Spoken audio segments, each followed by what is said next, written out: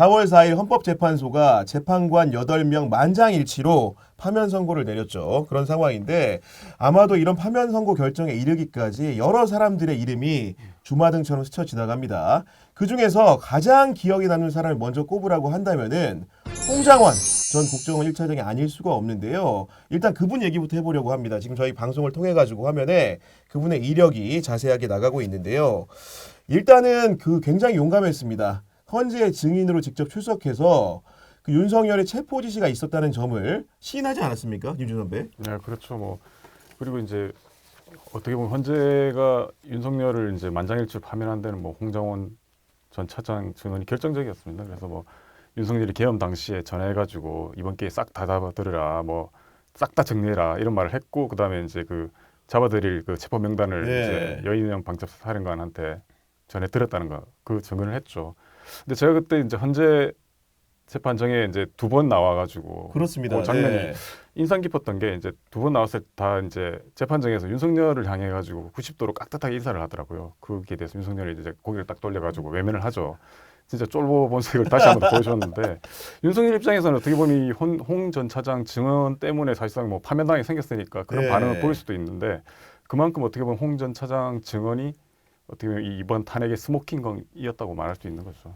근데 그런 태도가 이제 국회에 출석해서도 보여졌는데 홍정원 전 차장이 국회 발언대에서 어떤 얘기를 했냐? 그 명언이 저는 아직도 잊혀지지가 않습니다. 저 대통령 좋아했습니다. 시키는 거 다 하고 싶었습니다. 그런데 그 명단을 보니까 그거는 안 되겠더라고 이렇게 말했거든요. 네, 그래서 저도 이제 좀 알아봤는데 뭐 이제 이게 이 워딩들을 보면 사실 다 추론을 할 수 있는 건데, 처음에 이제 전화를 지시 받았을 때는 뭔지 몰라서 막 하려고 했었대요. 갸우뚱이었던 네, 거죠. 그러니까. 그래서 네. 여인형한테 전화 보고 이제 명단을 받아 적다 보니까 아 이건 아니다. 그래가지고 이제 처음에는 좀 본인이 판단이 안 선 상황이었다고 하고요. 이제 뒤에 적으면서 아 이건 도저히 따를 수가 없는 상황이다. 그러면 이제 본인이 북한 얘기도 하지 않습니까? 이런 일이 벌어지는 곳은 어디? 그러니까요. 그러면서, 네. 예. 평양이고 북한 보위부다 이런 얘기까지 했는데 그렇죠. 그때 보면 이제 이게 이제 이런 게 매일 일어나는 일이 평양이다라고 했는데, 이게 어떻게 보면 이제 홍 전 차장이 보면 이제 국정원에서 한 30년 넘게 있었잖아요. 그래서 어떻게 보면 안보의 최전선에서 이 북한하고 뭐 맞서왔던 사람 입장에서 대통령이 이렇게 국가 권력 공권력 동원해가지고 북한과 같은 짓을 하는 게 이런 걸 자기 본인 스스로도 아마 견디기 힘들었을 것 같아요. 그래서 이제 윤석열 파면 당일날 이제 저희 경향신문하고 인터뷰를 했는데, 그때 내용을 보면 이 국가 공권력이 북한 위협으로부터 우리 안전을 지켜내기 위한 건데, 네. 군과 경찰, 국정의 능력이 국민과 대척점에 쓰이게 된다면 얼마나 이제 공포스러운 상황인지 자기가 이제 이번에 느꼈다.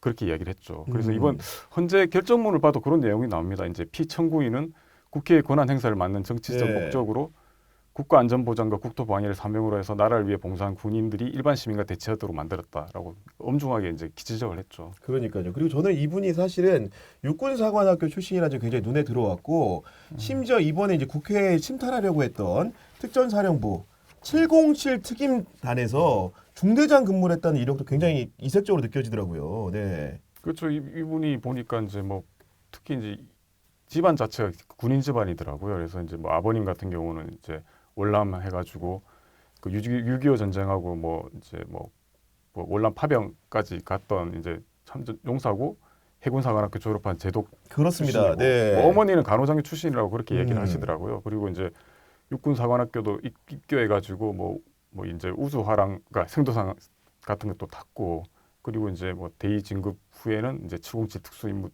대대, 지금 말한 특수임무단 네. 그 중대장으로 근무를 했죠.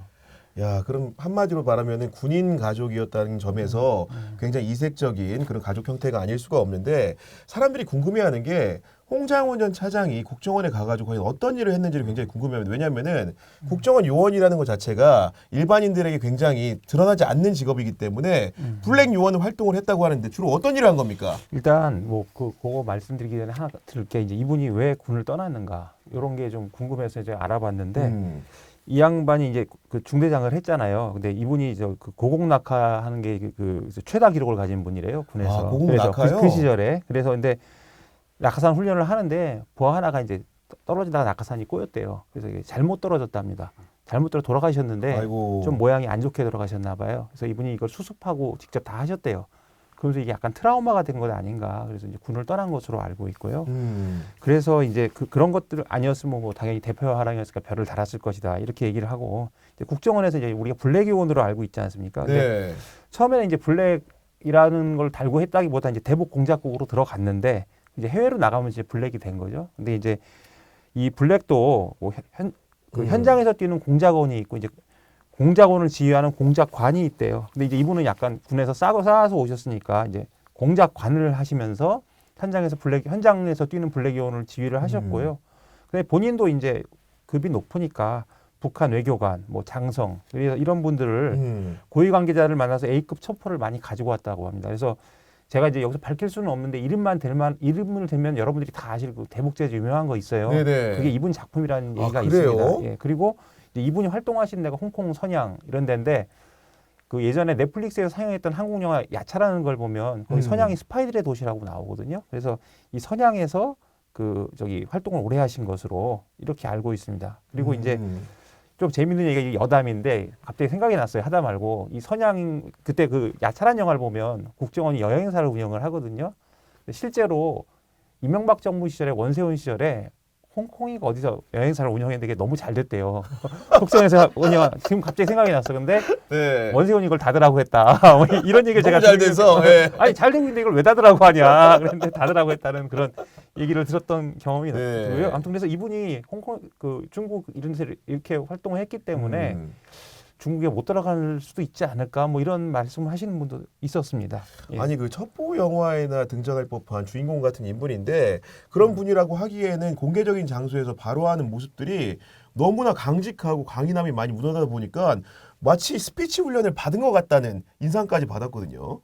그렇죠. 보니까 뭐 원래 뭐 성격이 좀 강직하고 해서 그리고 이제 성격 자체가 이렇게 딱 되게 스마트하고 뭐 이렇게 끈꼬매는 거 분명한 분이라고 그러더라고요. 그래서 근데 이제 포스 자체가 뭔가 이게 요원 포스는 분명히 느껴지죠. 그래서 뭐 그때 저기 이제 그 국정원 인사처장 출신인 그 민주당 김병기 의원이 맞아요. 방송에 네. 나와가지고 이 사람이 엄청 그 홍장원의 능력은 베스트다. 그리고 뭐 특기가 뭐 소총인데 날아가는 새를 소총으로 맞출 정도로 뭐 뛰어난 분이라고 했죠. 그리고 이제 이 분이 보면 이제 그때 뭐 그 나와가지고 그 김병기 원장한테 뭐 지금 상황이 이러니까 뭐 누구 이제 경호원을 좀 붙여줘야 되지 않냐고 했더니 그 피식 웃으면서 경호원 했다가 오히려 그분이 당할 것 같다는 식으로 얘기하더라고요. 그러니까 이 엄청난 분이라고는 할 수 있는 거죠. 그리고 네. 이제 아까 이용욱 기자도 잠깐 말을 했지만 이분이 이제 이 블랙 요원이라는 거는 기본적으로 이제 공식적으로 이제 이름을 밝힐 수 없고 그러니까 공식 직함을 갖추지 않는 거잖아요. 국정원에 보면 이제 화이트 요원하고 블랙 요원이 있는데 화이트 요원은 근데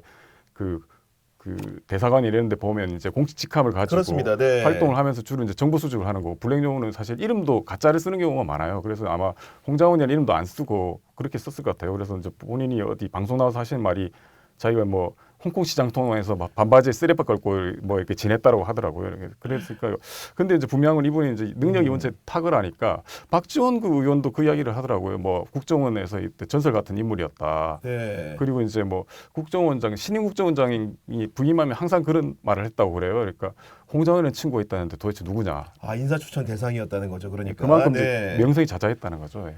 야 그런 사람이면 사실은 그 현재 국정원장을 하고 있는 조태영 국정원장과도 관계가 원만하지 않았을까 싶은데 보니까 지난번에 그 헌재에 나와서는 조태영 원장이 굉장히 홍장원 전 차장을 공격합니다. 예, 근데 요 앞서 하나 말씀드릴 게 이제 이 양반이 화이트로 나가게 됐잖아요. 그래서 블랙일 때도 능력을 보였지만 화이트를 하면서도 이제 이 영국 공사로 나오면서 화이트가 됩니다. 근데 이게 이제 과정이 여러 가지가 있는데 일단 이 양반이 너무 중용이 되니까 얼굴이 알려졌대요. 그래서 이제 블랙을 더 이상 못하게 되고 또 하나는 이제 블랙으로 잘했으니까 화이트가 돼서 영국 공사로 갔는데 네. 지난번에 왜 윤석열 정부가 그 부산 엑스포 유치 뛰어들었다가 되게 망신당했잖아요. 완전 그때 개망신당했죠. 그때 네. 이제 전 정부에서 뭐 이거 역전 승인 가능하다 그랬는데 그때 그거를 국정원에서만 제대로 된 보고를 올렸다는 거예요. 이거 안 된다. 근데 그때 이 일화가 이제 이 홍 전 차장이 영국 공사하면서 그 영국 그 또 고인사들하고 되게 인맥을 많이 맺었나 봐요.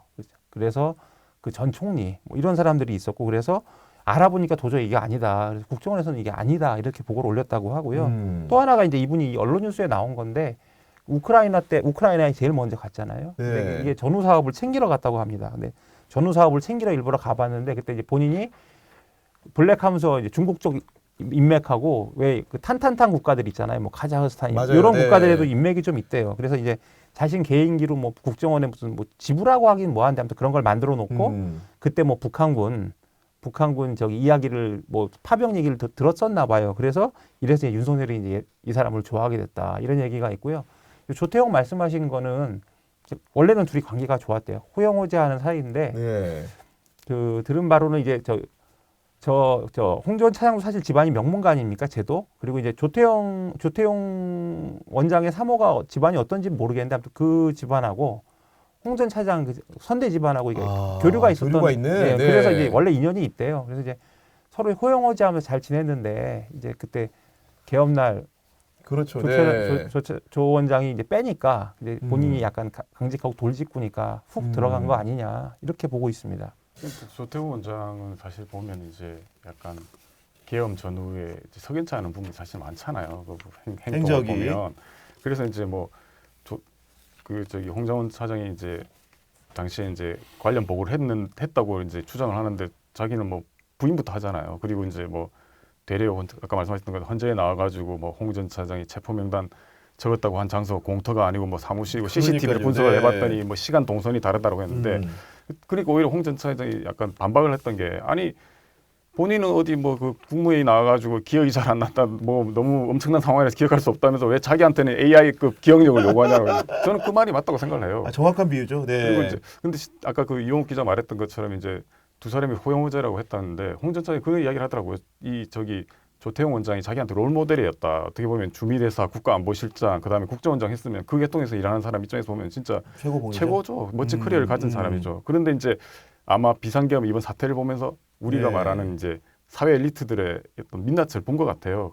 그 실제로 이제 뭐 그런 이야기를 하시더라고요. 아니 이런 상황에서도 이러면 진짜 전쟁 나면 옛날 뭐 서울의 봄 때처럼 그 국방부 장관 그 미 대상 도피하듯이 그렇게 가시는 거 아니냐라고 말해놓고 자기가 좀 심한 말을 했다고 하는데 네. 저도 이 부분 동의합니다. 사실 이번 내란 과정에서 보면 우리 사회 지도층이 하는 행적이 보면 도대체 이게 이해할 수 없는 행동을 하잖아요. 지금 뭐 당장 지금 뭐 한덕수 권한 대행 하는 거 보면 모든 사람들이 도대체 뭐 어디 약점 잡힌다 이런 생각을 하잖아요.